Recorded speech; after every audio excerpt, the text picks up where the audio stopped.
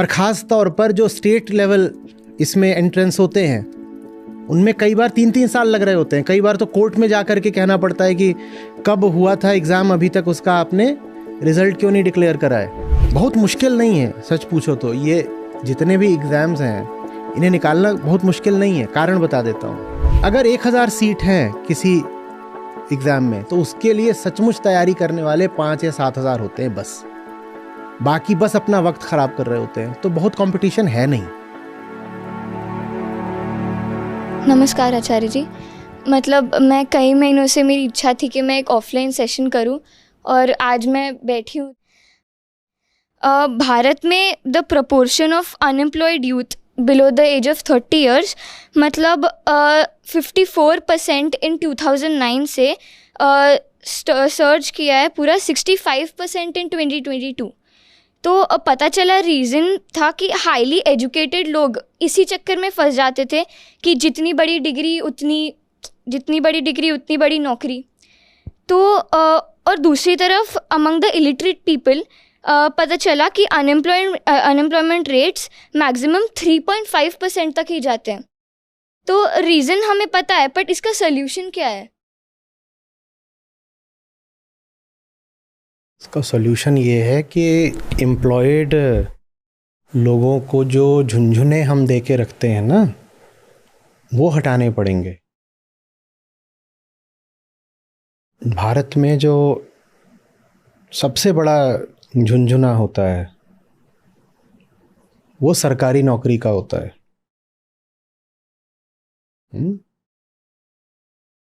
और जो हमारी सामाजिक और पारिवारिक व्यवस्था है वो उस झुंझुने के समर्थन के लिए बनी है। झुंझुना बजेगा, बच्चा नाचेगा और समाज और परिवार ताली बजाएगा।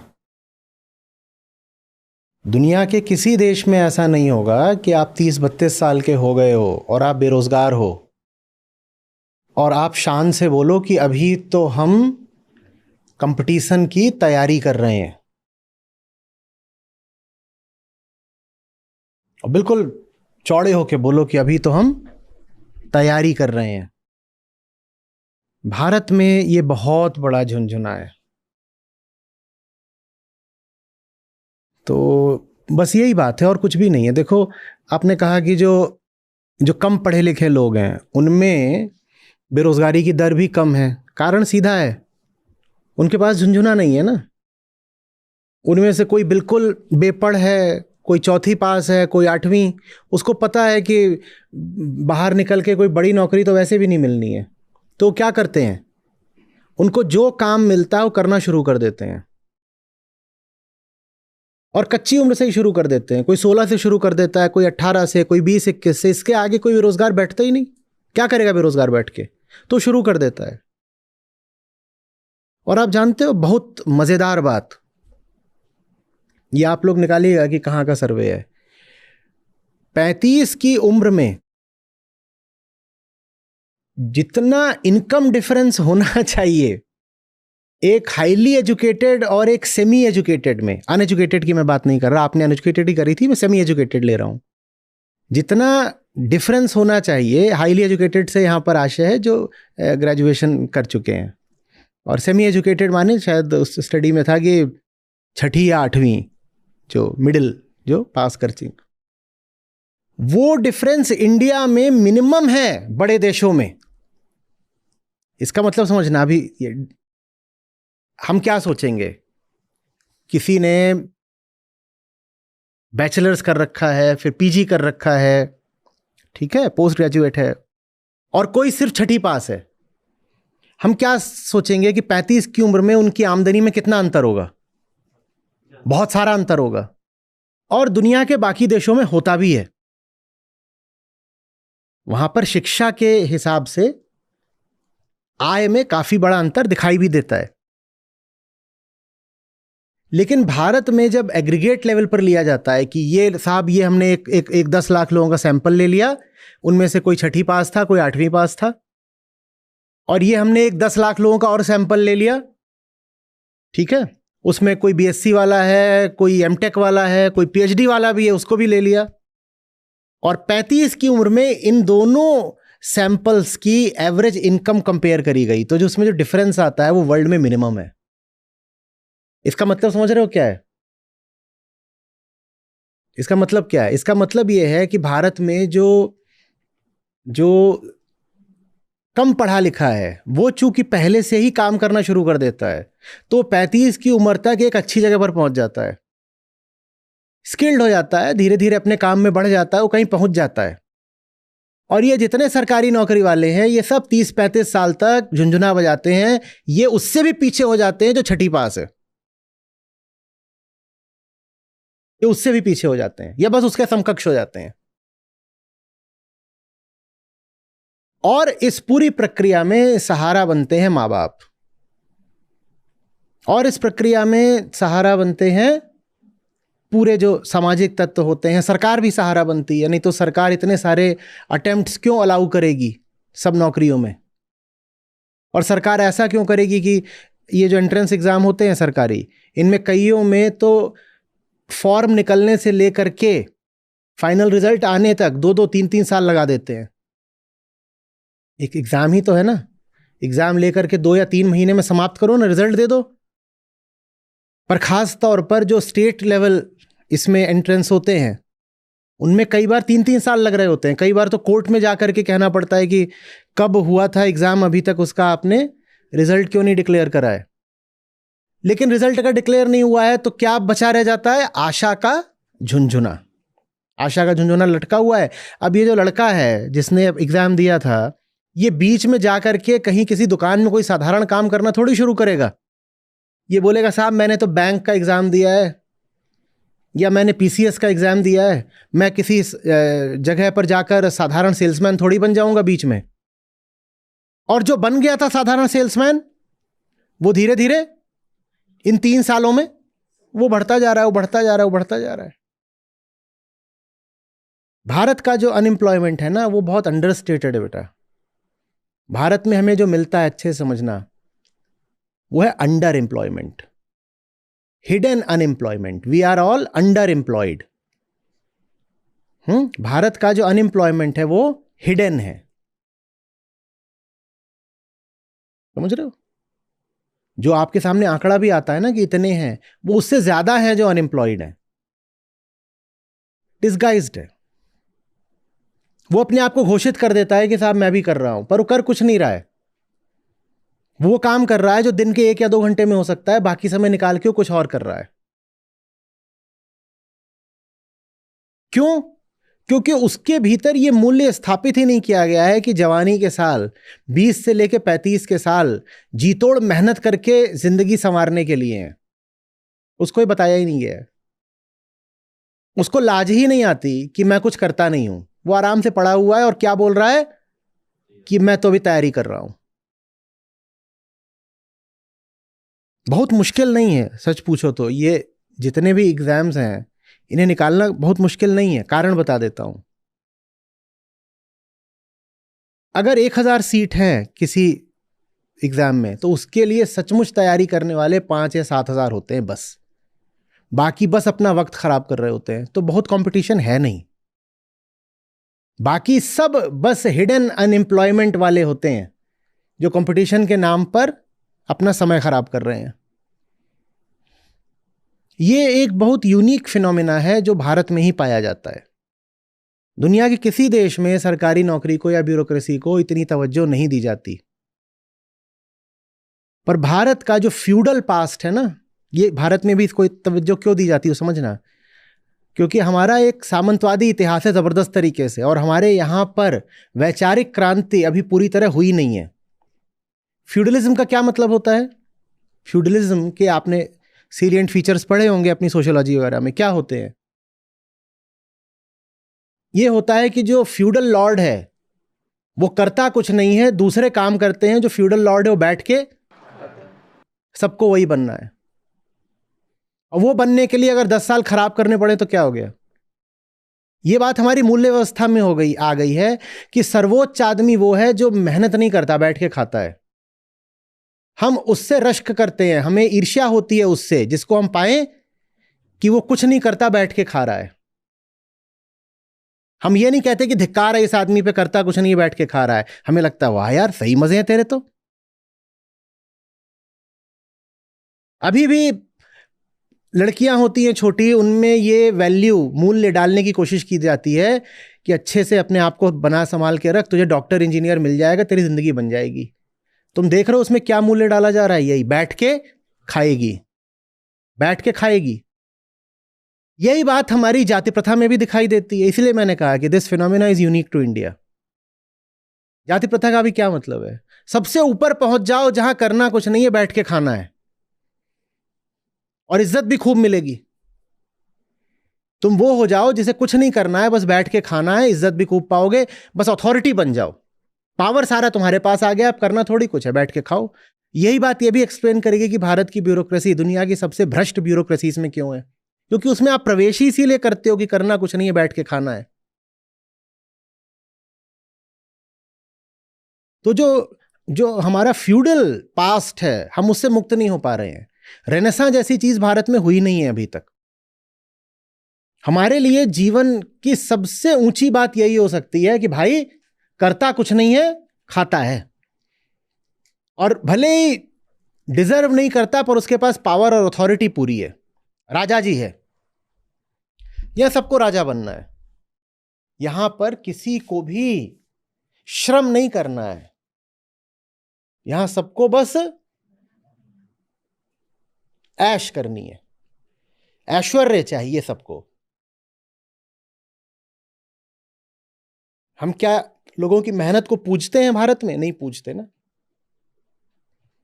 हम कहते हैं बस एक ऐसी जगह पालो जहां पहुंच गए एक बार तो फिर कोई मेहनत नहीं करनी पड़ेगी, चाहे वो जगह एक ट्रॉफी वाइफ की हो, चाहे वो जगह एक पॉलिटिकल पावर की हो, चाहे वो वजह अनअर्न्ड मनी की हो, चाहे वो वजह ब्यूरोक्रेटिक अथॉरिटी की हो। बस किसी ऐसी जगह पहुंच जाओ जहां एक बार पहुंच गए फिर बल्ले बल्ले। उस जगह पहुंचने के लिए अगर जवानी के 10 साल खराब करने पड़े तो कर दो, ये अनएम्प्लॉयमेंट है। सारा खेल मूल्यों का है, वैल्यू सिस्टम का है। किसी भी समाज में कुछ भी हो रहा हो तो बस ये देख लेना कि उस समाज में वैल्यू सिस्टम क्या है। भारत के जो लोक मूल्य हैं, जो हमारी कॉमन प्रेवलेंट वैल्यूज हैं, उनमें बहुत कुछ सड़ा हुआ है और हम उसको हटाने को तैयार नहीं है। हम जिनको अपना आदर्श माने, हम जिनको अपने गॉड्स माने, वो श्रमशील क्यों नहीं है बताओ ना। मेरा महापुरुष, मेरा अवतार, मेरा देवता तो वो होगा जो मेहनत कर रहा है, संघर्ष और श्रम कर रहा है। लेकिन हमारे जो प्रचलित सब आदर्श हैं, चाहे वो सामाजिक हो या धार्मिक, उनमें श्रम कहां दिखाई देता है? कहीं कहीं दिखाई देता है, जहां जहां दिखाई देता है वहां सौंदर्य है, पर अधिकांशतः श्रम नहीं दिखाई देगा। अधिकांशतः यह रहता है कि ये बस हैं, भाई फलाने देव हैं, वो स्वर्ग में क्यों राज कर रहे हैं? क्योंकि वो देव हैं। तो हर आदमी बस, कभी मेहनत करके उनको दिखाया गया? मैं नहीं कह रहा कि ऐसी चीज दूसरे देशों में या दूसरे समाजों में होती ही नहीं, पर भारत में ज्यादा है। मुझे क्या बन जाना है? The feudal Lord. तो हमने अपने सब आदर्श भी उसी तरीके से बना दिए हैं, द फ्यूडल लॉर्ड्स। और इसीलिए हीरो वर्शिप का भी हमारे यहां बहुत चलन है। कोई एक है जो वहां पहुंच गया और अब वो वहां से सारा पावर कमांड कर रहा है, कोई एक है। जो डिग्निटी है स्ट्रगल में, स्ट्राइफ में, एफर्ट में, लेबर में, अटेम्प्ट में, हमें उसकी इज्जत करना सिखाया नहीं जाता। हमसे यह नहीं कहा जाता कि जो हाथ चला रहा है सबसे ज्यादा इज्जत का वो अधिकारी है। आप अगर वर्ण व्यवस्था में देखोगे तो जो हाथ चलाता है, मेहनत करता है, उसको हमने सबसे नीचे रख दिया है। तो कोई क्यों हाथ चलाना चाहेगा? तो फिर हम हाथ नहीं चलाना चाहते, हम नहीं चलाना चाहते हाथ। हम श्रम को इज्जत देते ही कहां है? एक आदमी बहुत मेहनत करके कमाता है, ईमानदारी से बताइएगा, एक आदमी है बहुत मेहनत करके कमाता है और एक आदमी है जो बैठ के मुफ्त की रिश्वत की खाता है। ये समाज इज्जत ज्यादा किसको देता है? वो रिश्वतखोर को ही ज्यादा इज्जत मिलती है।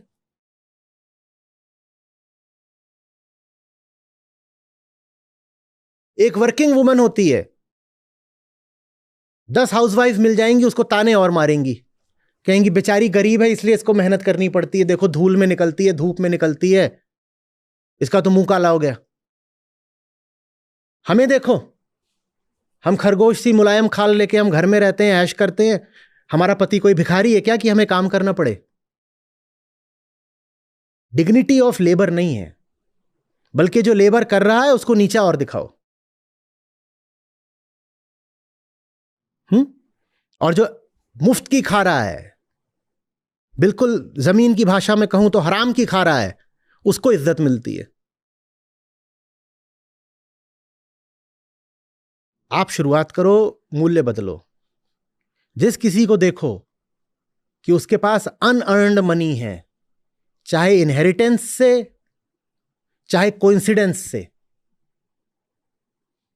उसको इज्जत मत दो। ऋषि अष्टावकर क्या बोलते हैं? अनादरम कुरु, अनादर करना सीखो। सिर्फ इसलिए तुम्हारे सामने कोई आ गया है और उसके पास एक अथॉरिटी है, ये नहीं कि उसको नमस्ते कर दिया और सर झुकाने लग गए और ये सब है। देखो कि इसमें योग्यता कितनी है, देखो कि ये संघर्ष कितना करता है दिन रात। संघर्ष को सम्मान देना सीखो, बेरोजगारी कम हो जाएगी। संघर्ष को सम्मान देना सीखो, बेरोजगारी कम हो जाएगी। लोग कहेंगे क्या वो लोग संघर्ष नहीं कर रहे जो 10-10 साल तैयारी करते हैं? नहीं साहब, नहीं कर रहे। हमने भी तैयारी करी और हम अच्छी तरह जानते हैं कि उस तैयारी में कितना संघर्ष लगता है। और हमने भी एंटरप्रेन्योरशिप करी और हम जानते हैं कि उसमें कितना संघर्ष लगता है।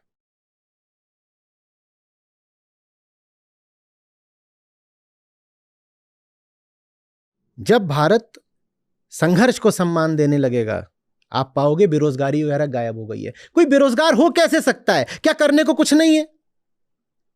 बिल्कुल है, पर हम उसे छोटा काम बोल के करते नहीं है।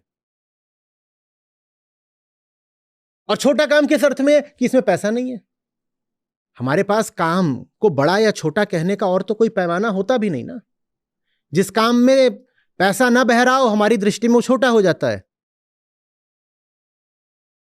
और कोई भी अच्छा काम आपको पैसा देने ही लग जाएगा, वो भी तुरंत, इसकी कोई गारंटी तो होती नहीं। तो हम फिर अच्छा काम करते भी नहीं।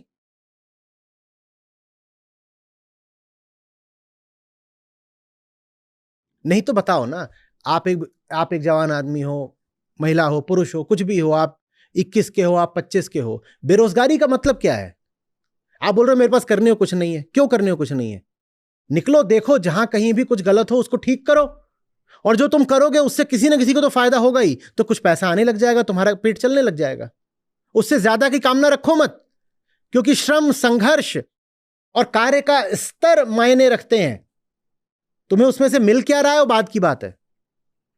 भाई काम का क्या मतलब होता है? काम का मतलब होता है मैंने कुछ करा और उसमें मेरा आनंद है, मेरा संतोष है, और जो मैंने करा उसके फलस्वरूप मुझे कुछ पैसे भी मिल गए। पैसे मिल गए तो मेरा उससे घर चल गया। यही तो काम है, यही काम की परिभाषा है ना। मैंने कुछ करा, क्यों? क्योंकि वो करना ठीक था, और जो मैंने करा उससे दूसरे को भी फायदा हो गया तो मुझे कुछ मिल गया। अगर तुम कोई अच्छा काम करोगे तो उससे किसी ना किसी को कुछ ना कुछ तो फायदा होगा ना, तुम्हें कुछ पैसे मिल जाएंगे। तुम करो ना। बेरोजगारी शब्द का तो कोई अर्थ ही नहीं है। घर में पड़े हुए और कह रहे हो मुझे कोई जॉब देने वाला नहीं इसलिए घर में पड़ा हूं। जॉब देने वाले का क्या मतलब है? तुम्हारा मोहल्ला गंदा पड़ा हुआ है, जाओ मोहल्ला पूरा साफ कर दो। बोला मोहल्ला मैं साफ करूंगा, बदले में हर घर से 50 रुपए लूंगा। लो, मिल गया रोजगार? नहीं मिल गया? दुनिया में इतना कुछ है जिसको ठीक किया जाना जरूरी है, तुम उसको ठीक करो, बदले में लोग तुम्हें पैसा दे देंगे।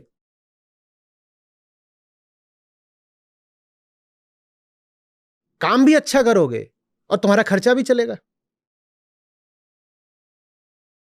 अजी साहब इतना आसान नहीं होता है, ये जो लोग बोल रहे हैं ना इतना आसान नहीं होता बेटा। आप जहां बैठे हो मैं वहां बैठ के उठ भी चुका हूं, तो आप हमें मत बताइए कि आसान होता है कि कठिन होता है। मैं जो काम कर रहा हूं ये कोई इंडस्ट्री नहीं होती है, बस मुझे ये करना था, मैंने किया, और इससे जिनको लाभ हुआ वो मेरे साथ खड़े हो गए। उन्होंने कहा आप और करिए, आगे बढ़िए, आप जो कर रहे हो उससे हमें ही लाभ हो रहा है, हम आपको संसाधन देंगे, आप आगे बढ़िए। नहीं तो इसका कोई पहले से ब्लूप्रिंट थोड़ा ही उपलब्ध था कि ऐसे ऐसे करो, ऐसे ऐसे करो तो कैरियर आगे बढ़ेगा और पैसा मिलेगा। ना तो इसमें कोई कैरियर होता है, ना कोई ये इंडस्ट्री है, ना ये काम ऐसा है कि कोई और कर रहा है तुम नकल करके कर डालो। जो मुझे ठीक लगता गया मैं करता गया, और चूंकि जो मैं कर रहा था वो औरों के भी काम आ रहा था तो उनसे मुझे फिर समर्थन मिलता गया। आप भी देखिए ना कि क्या ठीक है जमाने में करने के लिए, और उसको करिए, और ये भरोसा रखिए कि भूखे नहीं मरेंगे। हां, अय्याशी की चाह हो, बैठे बैठे खाना हो तो फिर कोई उपाय नहीं है। सही संघर्ष करने निकलो,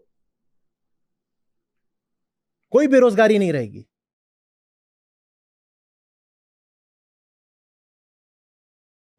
मोटी माया सब तजे, झीनी तजी न जाय।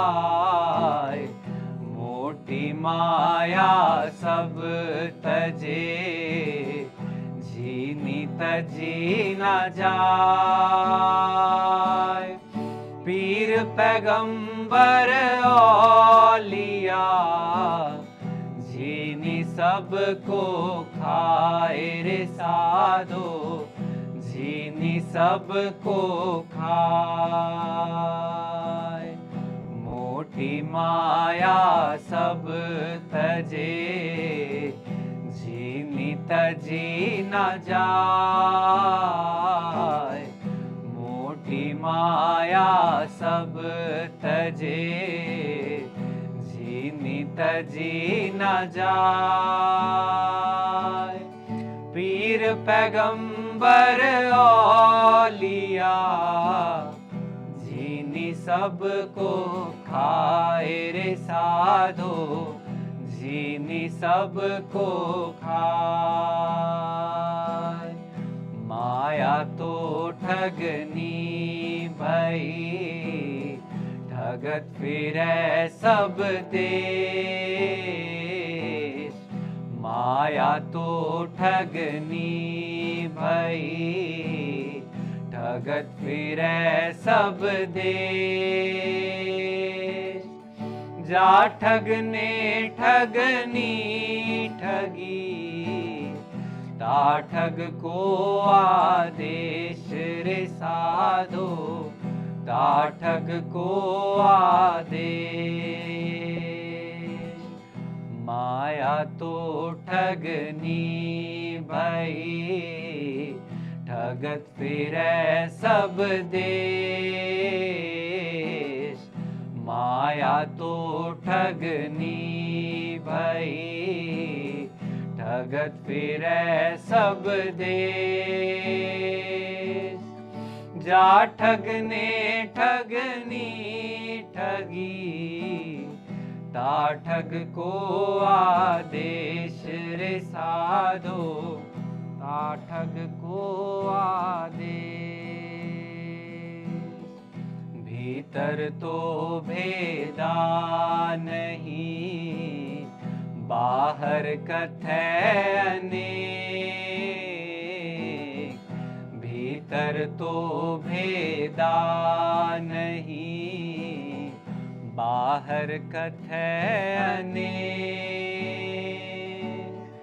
जो पै भीतर लखी परै, भीतर बाहर एक रे साधो, भीतर बाहर